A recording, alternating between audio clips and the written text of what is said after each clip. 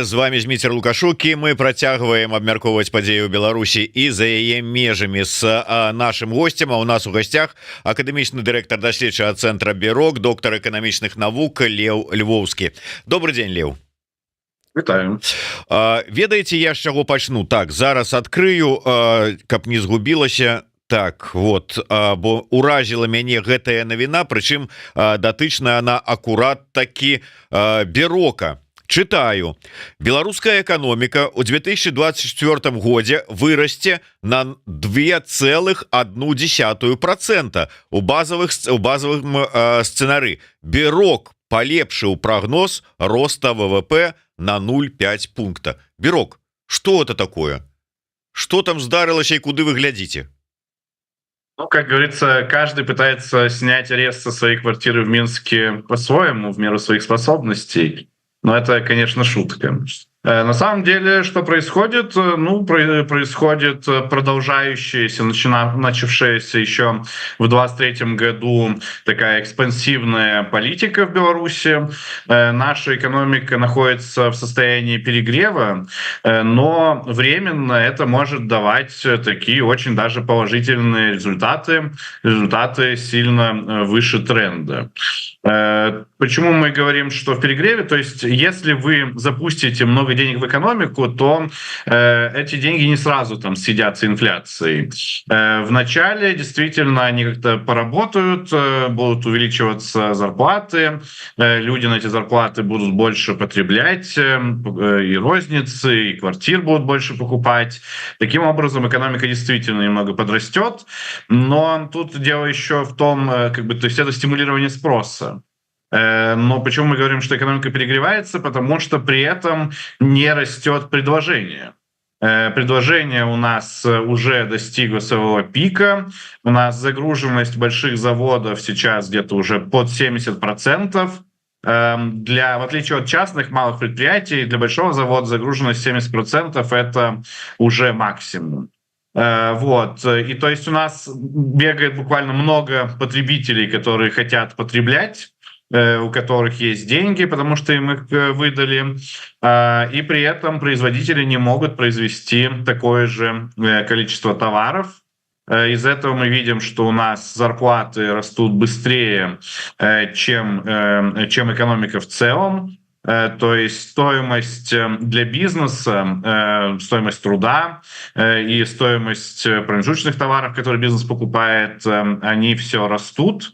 При этом цены бизнес повышать не может на свои товары, так как у нас цены заодно контролируются, поэтому вот эта дополнительная эмиссия, вот эти монетарные стимулы, они выливаются не в повышенную инфляцию, как это происходит в обычном мире, они выливаются в то, что у бизнеса накапливаются проблемы, рентабельность продаж падает, прибыль падает, и мы все это видим в макростатистике по стране, вот по официальным сообщениям Белстата.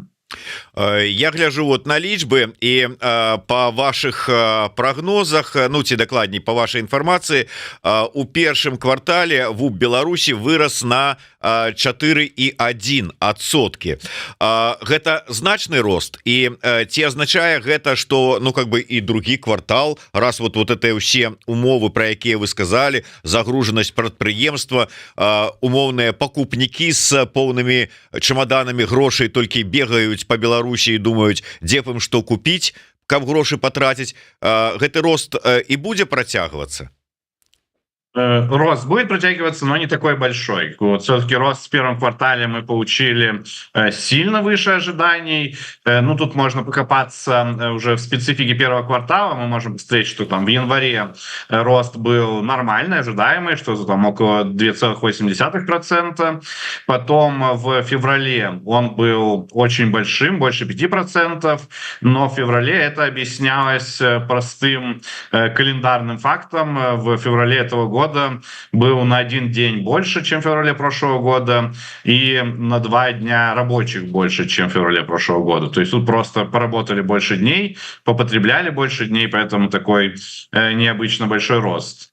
Но вот, то есть, ну, февральскую цифру можно так не считать сильно.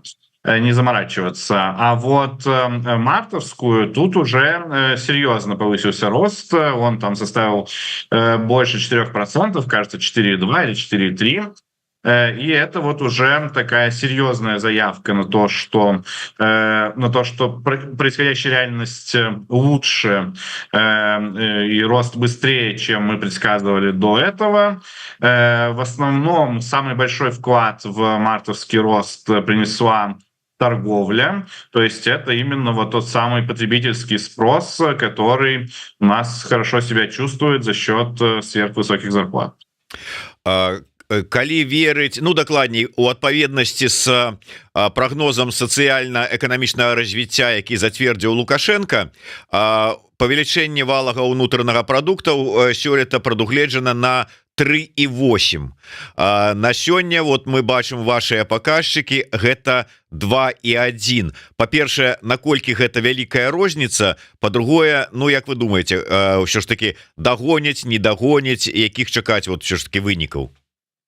Ну, разница, конечно, гигантская. Собственно, когда мы говорим о стране, то там каждая доля процента важна, потому что все эти доли процента, они накапливаются сквозь года. Страны живут очень долго, и когда там ваша страна растет быстрее, чем соседняя на 1% в год всего лишь, если вы подождете 30-40 лет, то окажется, что вы живете уже прям серьезно богаче, чем соседняя страна. Поэтому, да, эти доли процентов важны. Насчет предсказаний, которые у нас приняты в правительстве, 3,8, на них можно сильно не обращать внимания, просто потому, что это даже не настоящие предсказания. Даже если они сбудутся, то это не означает, что это были настоящие предсказания. Вот эта программа социально-экономического развития Республики Беларусь, она была принята еще в 2020 году, то есть до того, как вообще кто-то знал про санкции, до того, как кто-то знал про войну. То есть эта цифра, она вообще никак не учитывает окружающую реальность. Опять же, неважно, дойдем мы до такой цифры или не дойдем. Если дойдем, то это будет просто случайное попадание скорее. Вот, что можно сказать? Сможем ли мы добиться такого роста 3,8%? Ну, опять же, по нашим прогнозам вряд ли, то есть это находится совсем за пределами текущей реальности. Ну, если изменятся какие-то предпосылки, например, не знаю, украинцы разбомбят там все нефтеперерабатывающие заводы в Центральной России, а наши окажутся способными заместить вот эти выпадающие объемы, то, конечно, значит, один из посылов нашей модели неверный, и надо будет пересматривать и предсказания, и итог. Тым не менш, я да вашай мадэлі, дакладней да базавага сцэнару прогнозаў бюрок. Вы прадказалі, ну скажем, у вашым базавым сцэнары гадавая інфляцыя ў 24 годзе складзе 6,1%. Па-першае, для людзей простых, якія у гэтых вот ваших таямнічых лічбах нічога не разбіраецца і не разумее, патлумачце, што это знае, што это азначае, куды мне як далёка бегчы хавацца ад гэтай страшнай лічбы 6,1, і што па выніку мы атрымаем такой інфляцыі? Нет, инфляция 6,1% это не очень большая инфляция по белорусским меркам. Для нас все, что где-то в районе 5%, это считается хорошо и относительно стабильно. Обычно в Беларуси инфляция там средняя гораздо выше, и сейчас она могла бы быть гораздо выше, если бы не система контроля цен. То есть, если вы потребитель, то вы должны, наверное, этой цифре порадоваться. Ваши сбережения, если они в рублях, они обесценятся всего на 6%, а могли бы и на больше. Если вы предприниматель, то да, то от такой цифры можно получить и инфаркт, и инсульт. Это означает, что вам как предпринимателю легче в этом году не станет, и рост всех издержек, все, что вы платите за то, чтобы произвести товар или услугу, вы не сможете компенсировать ростом цены, по которой вы продаете товар и услугу. Так, я хотел бы нашим гледачам нагадать, калі раптам хто не бачыў гэтай праграмы с удзелам Льва Львовскага, то яго проверили на дэтэктары лжы і подцвердзілі, что ён не хлусіць і не падманывае нас. Прынамсі, я спадзяюся, і вот у сённяшніх сваіх прагнозах і ацэнках, якія ён дае падчас нашага эфира. Таму вы ж ведаеце, Лев, что наша любимая тэма в прынцыпе усіх беларусаў гэта курс долара. Что чакаць, там все такое і гэтак далей. Сярэднегадавы курс долара у адпаведнасці з базавым сцэнаром прагноза Бюро 3,29 рубля. Тут таксама не схлусілі, ці вас трэба ўсё ж таки яшчэ раз праверыць на чом-нибудь яшчэ моцным таким? Нет, это все так, только особенно, что касается курса валюты, тут надо очень внимательно смотреть на допущения, которые мы делаем. То есть, если война на Ближнем Востоке, например, развяжется и будет более активной, чем она идет сейчас, то там, этому сценарию, этим предсказаниям будет грош цена.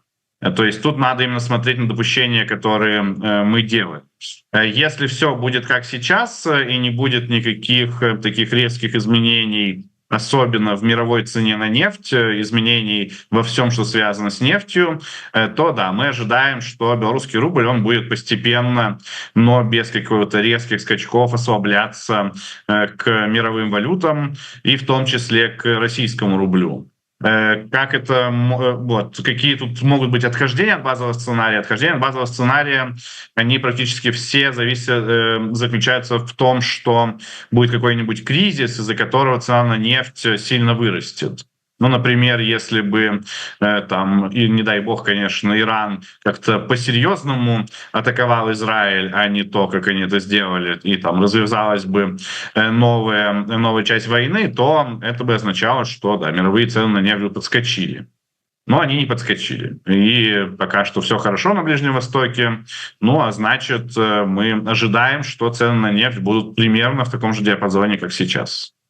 Калі сыходзіць з гэтага курса долара, то тады вот і сярэдняй зарплаты, якая прагназуецца на ўзроўні 2187, то гэта запаветная мара по 500, яна здзейснілася?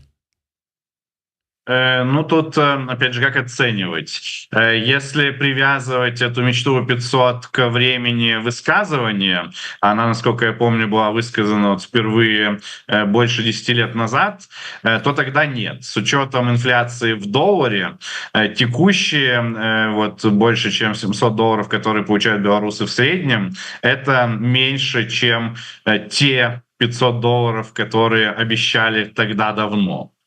За эту вашу эканамічную казуістыку, якую вы зараз вот агучваеце, Азаронак вас расстраляе, як вот галоўны абаронца Лукашэнкі і яго тэзісаў. Ну, мы ж сённяшнім днём живем. В долларе тоже бывает инфляция, вы не поверите. И поэтому $500 10 лет назад — это не то же самое, что $500 сегодня. Но если воспринимать, что доллар — это что-то священное для нас, как для каждого белоруса, то тогда да, мы достигли $500 и преодолели уже, собственно, много кварталов назад.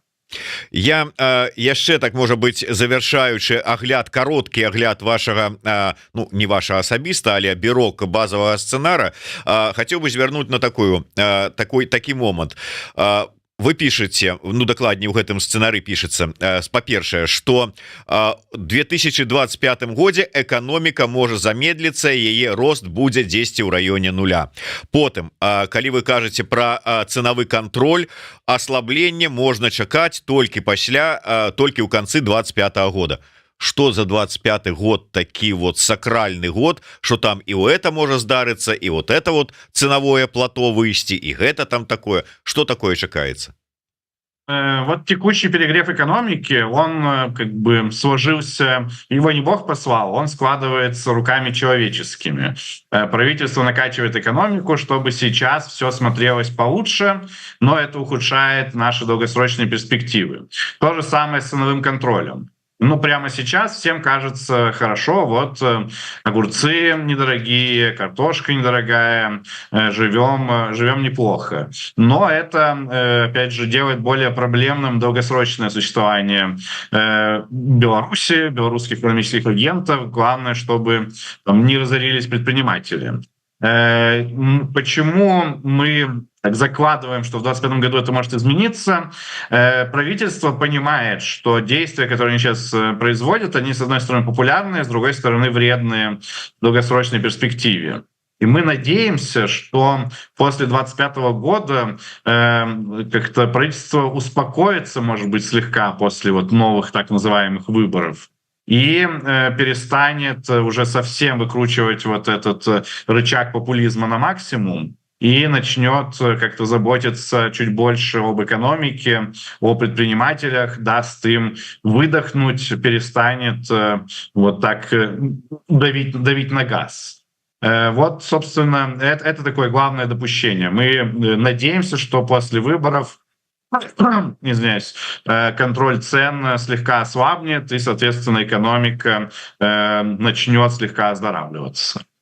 Так вот прадпрымальнікаў эпэшнікаў і ўсіх астатніх вашывых блог мы з вами абмяркуем трошку пазней. Я б зараз хацеў вярнуцца да словаў, якія вы сказали на пачатку нашай праграмы, калі вот закранули тэму перагрэва эканомікі, ад вас прагучалі такія словы: шмат грошай у эканоміцы.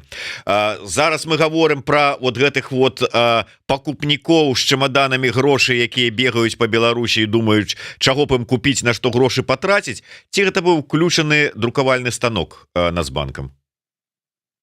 Это одно и то же. Ну, то есть эмиссия, конечно, она не происходит в реальном физическом действии, никто не печатает эти деньги.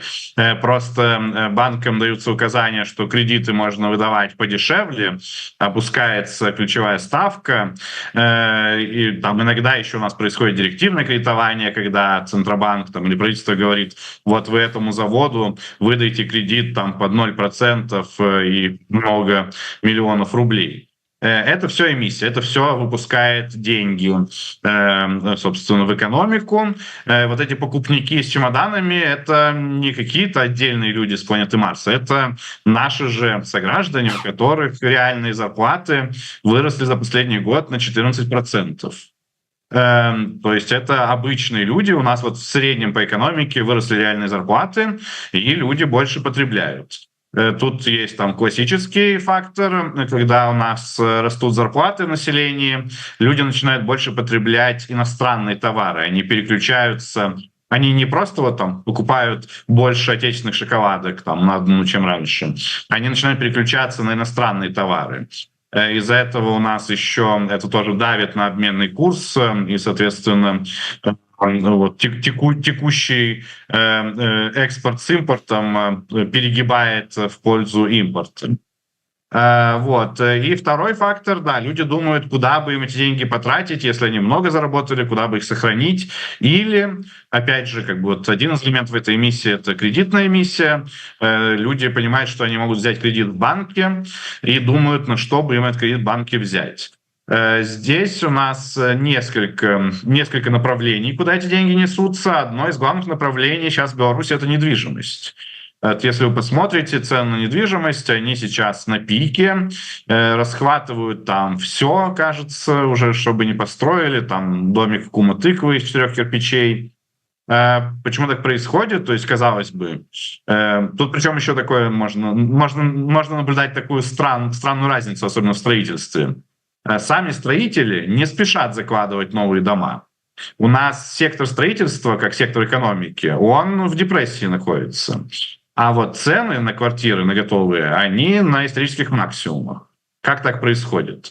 Так происходит потому, что строители сами, видимо, не очень-то хорошо думают о будущем и боятся, что они сейчас заложат дом, там, фундамент, а потом, там, когда они его достроят через несколько лет, он уже будет, там, условно, не очень кому-то и нужен. А вот покупатели, они смотрят, что они могут взять какой-нибудь относительно дешевый кредит ипотечный, Они ожидают, что потом будет разгоняться инфляция, или просто они обнаружили внезапно, что у них тут у всей семьи выросли зарплаты на 14, 15, 16%. 14% это же в среднем, значит, у кого-то там наверняка выросли на 50%. Вот, и эти люди, они понимают, что им некуда вложить свои деньги. Они не могут купить акции, им тяжело их вывести из страны, и они идут и покупают вот эти квартиры. Вот туда часть этой эмиссии, например, уходит. Расскажите мне по поводу вот зразумела с гэтымі людьми не с Марса, а со самыми звычайными, якія у якіх там зарплата повысилася, яны накопили себе за 3 месяца на покупку квартиры. А вот про гэтых людей с чемоданами российских грошей, якія приходят на белорусские предприемства с заказами там для ВПК России, ці близко до гэтага, наколькі их шмат, як это уплывае на экономику? Такие товарищи тоже есть, они часто ходят, да, в российских погонах. Проблема в том, что часть их покупок у нас полностью засекречена. То есть если они покупают какой-то кусок, который можно приделать к танку, то этого в статистике мы абсолютно не видим. Это у нас все засекречено. А другая часть их закупок, мы не можем их, к сожалению, выделить из общих закупок. Потому что известно, что Беларусь, например, производит для российской армии сухпайки, форму. Но форма в статистике, она никак не отличается от просто каких-нибудь костюмов брючных. Это просто одежда проходит по статистике, поэтому мы не можем ее выделить.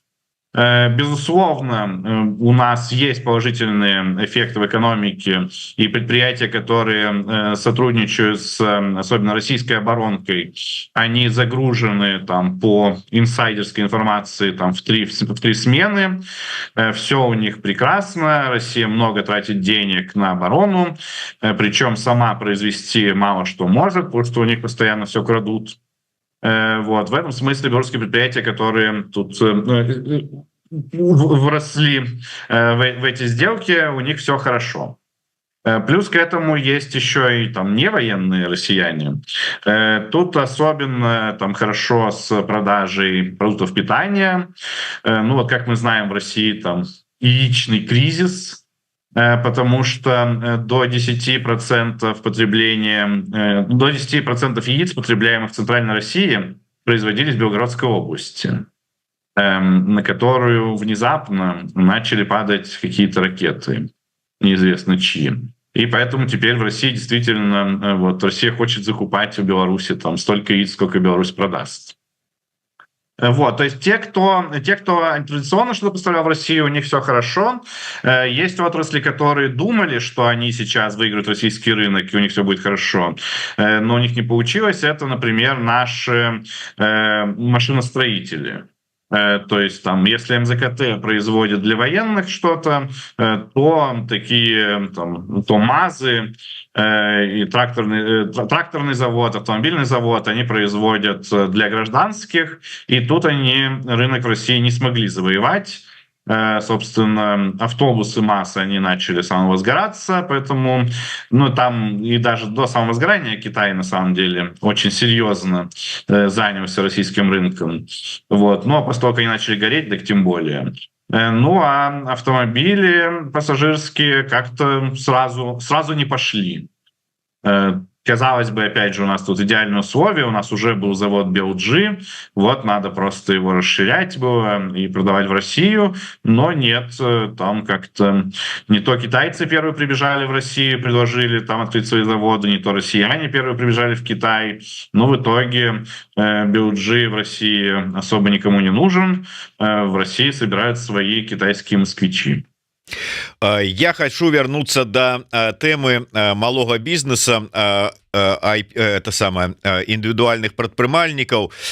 Днямі Лукашенко подпісаў закон, які вось датычны менавіта гэтай прадпрымальніцкай дзейнасці. Міністр эканомікі сцвярджае, што ніякай трагедыі няма, что ад закона прадпрымальнікам адныя толькі плюсы, бо ён стварае, цытую, умовы для маштабавання малога бізнеса. Але ці сапраўды вот гэта ўсё так прыўкрасна, што быў малы бізнес, а дзякуючы зараз закону ты станеш канкурентам трактарнага завода, умоўна кажучы. Ці вот што чакае, якія прагнозы, што чакае малы бізнес?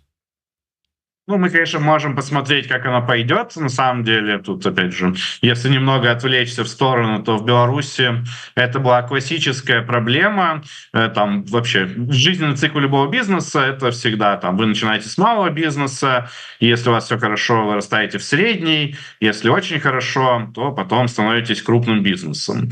Так вот, в Беларуси вот этот процент переходов из малого бизнеса в средний, он нормальный, ну, такой сопоставим с другими странами, а вот процент переходов бизнесов из среднего в крупный очень низкий, всегда был традиционно. То есть у нас такой был стеклянный потолок, только не для женщин, а для средних бизнесов. И они никогда не могли нормально расти и развиваться. Вот, это такое, просто общее отступление. Насчет того, что этот закон как-то поможет бизнесу там масштабироваться, но тут я отдаю должное министру, что он нашел что-то позитивное для предпринимателей в этом законе. Действительно, можно сказать, что если их обязывают сразу регистрировать уже юрлица, то как бы раз у вас уже юрлицо, то, может быть, вам действительно чуть легче дальше, или там это как-то вас должно надвнять, расти. Но на самом деле этот закон, он ограничивает деятельность многих видов малого бизнеса. Тем, кому он не ограничивает, да, то есть те, кто не попали под ограничения, ну, действительно, там для них ничего сильно плохого не будет. Вот. Но есть категории, для которых будет плохое, есть категории, которым, собственно, вообще запретят вот быть малыми предпринимателями, и есть категории, которых заставят как бы переоформиться. Для них, наверное, самое главное минус будет, что у них уберут упрощенку. Насколько я понял этого закона, то, конечно, надо еще... Я заранее скажу, что могу ошибаться, и надо ждать еще пояснений, вот, потому что там все не так однозначно, как говорится. Но из того, что я понимаю сейчас, да, у части бизнесов вот заберут возможность пользоваться упрощенкой. Упрощенка — это упрощенное заполнение налогов буквально. Если у вас какой-то простой бизнес, то раньше можно было не нанимать бухгалтера и просто смотреть, сколько у вас там валовый доход, и от этого дохода платить налоги. А когда упрощенку убирают, то сразу же вам нужен уже бухгалтер. И для самых начинающих бизнесов это серьезная проблема. Я хотел бы яшчэ одну тему закрануть. Я ведаю, что вы уважліва сачылі за гістарычнай падзеяй, якая адбывалася цэлых 2 дня запар у Мінску. Это усебеларускі народны сход. Уважліва слухали прамову Лукашэнкі, і не толькі пра яго дзіцячыя балячкі с абзывалкамі, кшталту там лахушкі ціхушкі, і не толькі пра тое, як там збіраецца Ціхановская на белом Абрамсе першая зайсці ў Кобрынскі раён, а следам за імі НАТО там і пра іншых ворагаў і ядерную зброю, але пра эканоміку. Что было сказано? Что вот, якія, можно сказать, такие вехи были там отзначенные и задания, якія раздаденные? Так, ну, я даже не знаю, тут стыдно должно быть или вам, или мне, но нет, я не следил за этим грандиозным выступлением. Все, что я из него узнал... Это то есть мне повинно быть соромно за то, что Лев Львовский... Начнем учать в Беларуси. Вот, поэтому нет, это я не наблюдал и сомневаюсь, что что-то сказанное там будет иметь серьезное значение. И у нас, собственно, все тренды и по отношению к бизнесу, и по отношению к экономике, и методы, которые использует правительство, они начались не вчера, они у нас не на каких-то ВНСах принимаются, эти все тренды идут с 2020 года, тренд на большее государствление экономики, тренд на большее количество интервенций в экономике, где правительство хочет управлять и банками, и бизнесом, и говорить айтишникам, куда экспортировать. Теперь еще хочет управлять рынком труда заодно, управлять ценами. Вот такой интервенционализм. И никаких попыток решить самые ключевые подлежащие проблемы. Единственная попытка как-то сгладить последствия за счет углубления отношений с Россией, за счет выпрашивания у России денег. Вот эти тренды, они у нас с 2020 года, они никуда не деваются. Я не смотрел выступление Александра Григорьевича, но я почему-то уверен, что ничего нового он там не сказал. То есть вот як звычайно бывае так, что выступае які-нибудь прэзідэнт і что-нибудь такое як скажа, так акцыі на рынку падаюць таго ці іншага прадпрыемства, ці там інфляцыя расце, ці наадварот жыццё паляпшаецца, вырастаюць там нейкія акцыі. Тут такого не чакаць не даводзіцца. На рынке акции изменяются, когда приходит какая-то новая, неожиданная для рынка информация. Так бывает в странах, где президент только что избрался и рассказывает о политике, которую он будет нести, но наш президент избрался не так недавно. Вот, поэтому тут уже все мы это слышали. И я, опять же, боюсь помыляться, но думаю, что новых политик никаких не будет. Там, если бы он рассказал о том, что хочет пойти навстречу там, Евросоюзу, какой-то разморозки, разрядки, хочет выпустить политзаключенных, то я бы, конечно, услышал из всех утюгов такую информацию. Но, очевидно, раз я не услышал, то он такого не сказал. Ну і на завяршэнне тэму, якую вы трошку закранули, гэта адносіны з Расійскай Федэрацыяй, з Масквой, з Крымлёй, вот выпрашиванне грошай. Наколькі ўсё ж таки вот Кремль готовы, я так разумею, что ну і у іх там не самыя лепшыя зараз часы, наколькі ён готовы працягваць і далей аплачваць Лукашенку, платіць за любоў Лукашэнкі, падаваць гэтыя грошы. І вот былі ж там словы про тое, что что-то апошнім часам і інвестыцый мала прамых вот ідзе з России і гэтак далей. То есть вот что адбываецца, наколькі, як там кажуць же ж такое, вот сяжу на подсосе у Крымля, подсоса ты хутка скончыцца у Лукашэнкі, ці нема таких прыкметаў?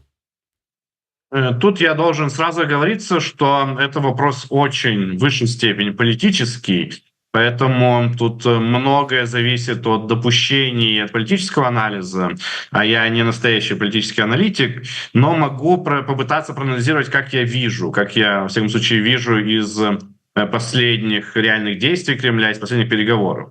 Ну, насчет того, что положение в России экономическое не самое лучшее, но оно и не самое худшее. Экономика России в любом случае кратно на порядок больше, чем экономика Беларуси.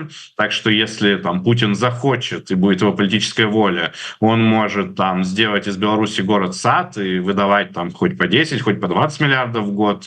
Собственно, если посмотреть, сколько он тратит на войну в Украине, то тут можно было бы из Беларуси сделать, наверное, там почти Дубай на эти деньги. Вот. Поэтому тут все-таки главное это в желании Путина что-то давать Беларуси.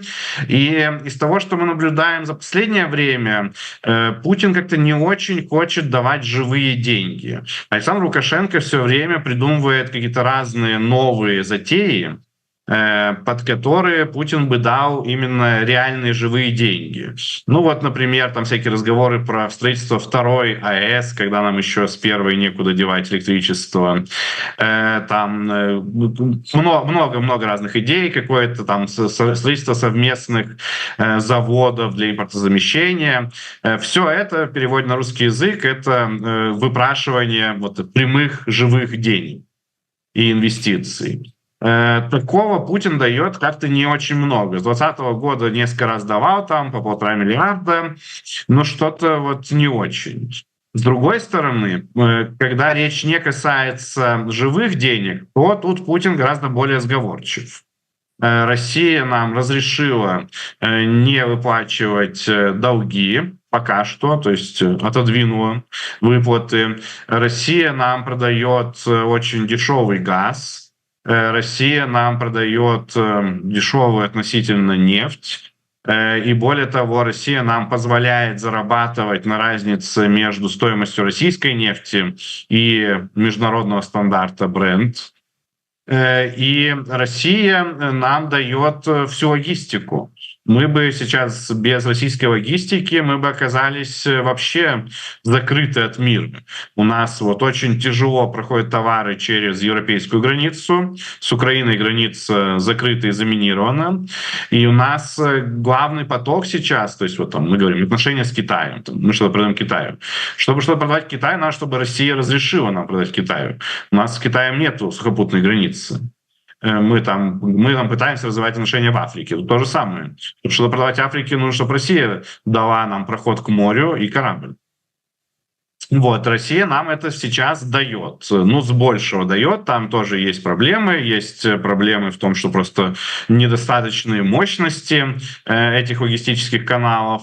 Но так или иначе, вот, Россия нам все это позволяет и дает. То есть непрямых субсидий, инвестиций и так далее. Россия нам дает много, а вот прямых как-то не хочет. По какой причине, не знаю. Может быть, каждый раз, когда вот приходят там живые деньги, стоит на столе вот какой-то чемодан с $1 миллиард, то там Кадыров как-то из-под стола кричит, типа, а что это не мне, а что это кому-то Лукашенко? Может быть, не кричит, не знаю. Тут вот, это, опять же, все в голове Владимира Путина.